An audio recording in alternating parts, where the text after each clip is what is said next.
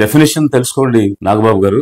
ప్రాథమిక సూత్రాలు రాజ్యాంగం చదవకుండా రాజకీయాల్లోకి ఎలా వచ్చారు మీరు? భావ స్వేచ్ఛని ప్రశ్నించే హక్కుని రాజ్యాంగం ప్రసాదిస్తూ ఉంటే అడిగేవారిని కుక్కలు, ప్రశ్నించే వారిని సన్నాసులు, గూండాలు అని అంటున్నారంటే కనీసం ప్రజాస్వామ్యంలో రాజ్యాంగం ఏ రకమైనటువంటి అవకాశాలు కల్పించిందనే అవగాహన లేకుండా మీరు మాట్లాడుతున్నారు. మీరు ఇచ్చినటువంటి హామీలు నెరవేర్చమని అడిగితే గుండాల, ప్రశ్నిస్తే సన్నాసుల, కుక్కల? అలా అయితే గత 5 సంవత్సరాలు మీ తమ్ముడు పవన్ కళ్యాణ్ గారు గాని, అప్పటి ప్రతిపక్ష నేత చంద్రబాబు గారు గాని అప్పుడున్న ప్రభుత్వాన్ని పదే పదే ప్రశ్నించారు, నిలదీశారు. అయితే వారు కుక్కలు, గూండాలు, సన్నాసుల? సమాధానం చెప్పండి నాగబాబు గారు. మీరిచ్చినటువంటి హామీలు నెరవేర్చాలి. పేదల తరపున లిబరేషన్ కాంగ్రెస్ పార్టీ నుంచి మేము ప్రశ్నిస్తున్నాం, డిమాండ్ చేస్తున్నాం. ఇచ్చినటువంటి హామీలు నెరవేర్చి తీరాలి. ఇచ్చేటప్పుడు తెలీదా ఇవి అమలు సాధ్యమా కాదా అనేది? ఇప్పుడెందుకు చేతకాని మాటలు మాట్లాడుతున్నారు? ఇప్పుడెందుకు రకరకాల నివేదికలు చూపించి ఇది సాధ్యం కాదు, అది సాధ్యం కాదని హామీలు ఇచ్చేటప్పుడు తెలీదా మీకు ఇది సాధ్యమా అసాధ్యమా అని? ఓకే, మీరంటే మీ అన్నదమ్ములందరూ పార్ట్ టైం పొలిటీషియన్స్,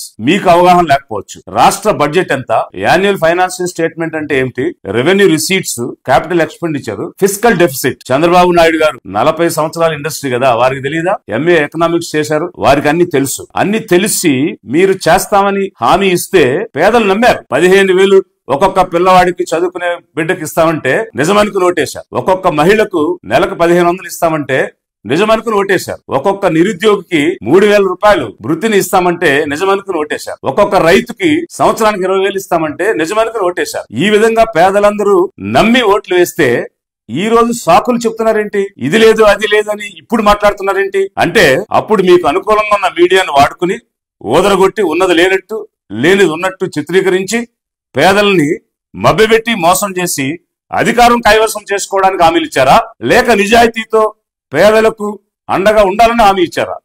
అలా అయితే అమలు చేయండి. అమలు చేయాల్సినటువంటి అవసరం ఉన్నది. ఎందుకనంటే ప్రజాస్వామ్యంలో రాజకీయ పక్షాలు ప్రజల తరపున వారి గొంతుకై ప్రశ్నిస్తాయి, అడుగుతాయి. నేను ఈ రోజు లిబరేషన్ కాంగ్రెస్ పార్టీ నుంచి అడుగుతున్నాను, ప్రశ్నిస్తున్నాను.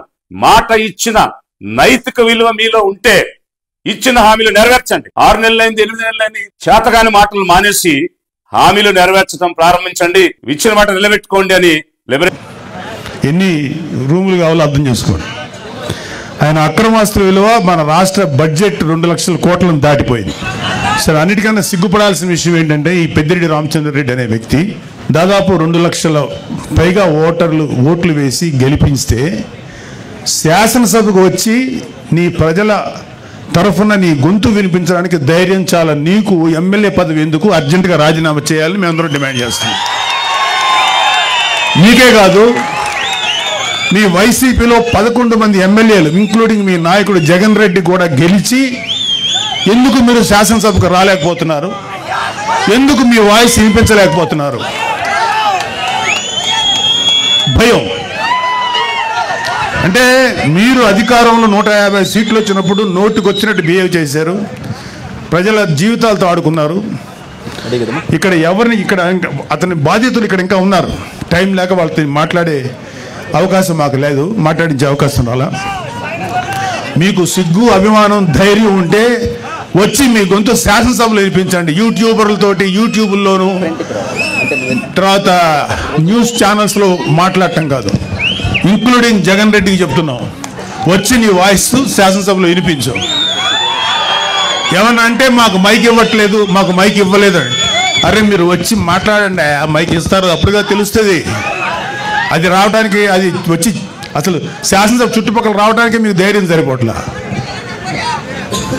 మొత్తం అధపాతానికి పడిపోయారు కదా, అందుకని భయం. రండి, మీరు అధపాతాలో ఉన్నారు కదా, అక్కడి నుంచి మాట్లాడండి, కనీసం వినపడద్దు మాకు. ఇంకోటి, ఒకే ఒక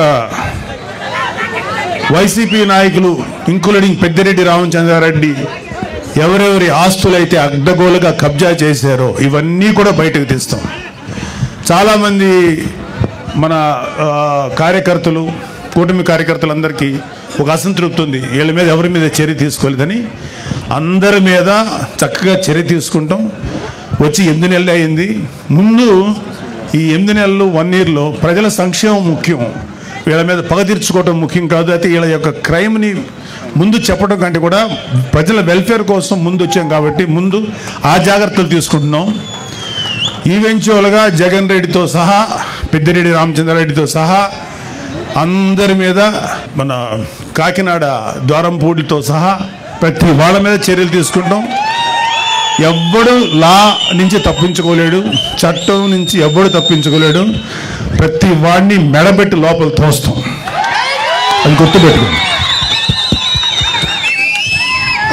చివరగా ఒక చిన్న మాట. రైతు మీటర్ల పేరుతో 1500 కోట్లు విడుదల చేశారు. ఒక్క మీటర్ బిగించలేదు. ఆ 1500 కోట్లు ఏమయ్యాయి? Mister Peddireddy, you have to answer. మీ పార్టీలో మీతో పాటు మైనింగ్ వ్యాపారం చేసిన బాలినేని శ్రీనివాసరెడ్డి షేర్లు లాక్కున్నది నిజమా కాదా? ఆన్సర్.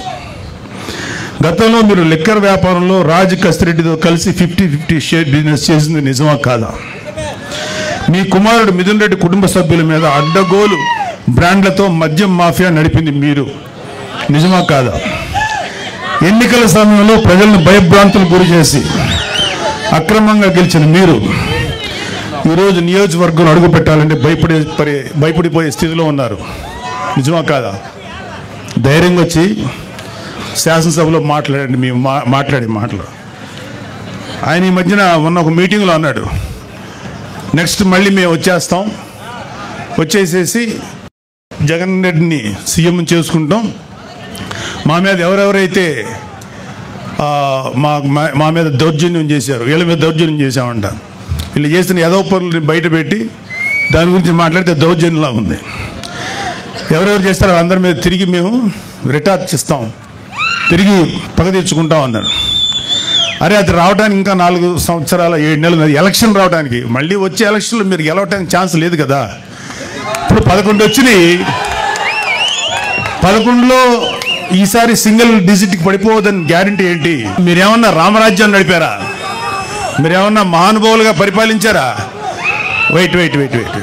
సో మీరు కళ్ళగంట మానండి. జగన్మోహన్ రెడ్డి చాలా సందర్భాల్లో మీతో మనం మాట్లాడిన మాటలు ఉన్నాయి. ఇక త్వరలోనే జమిలీ ఎలక్షన్స్ వచ్చేస్తాయి, మనం అధికారంలోకి వచ్చేస్తామని.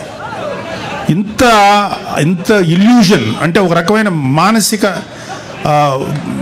దీనిలో సైకలాజికల్ సమస్యలతో ఉన్న మీకు ఎప్పుడో 4 సంవత్సరాల 7 నెలలు 3 నెలలు 4 నెలల తర్వాత వచ్చే ఎలక్షన్స్ అప్పుడే వచ్చేస్తాయని చెప్పి జనాలతోటి మైండ్ గేమ్ ఆడుతున్నారు. లేకపోతే మీ కార్యకర్తలను ఉన్న వాళ్ళని సేవ్ చేసుకోవడానికి ప్రయత్నిస్తున్నారు.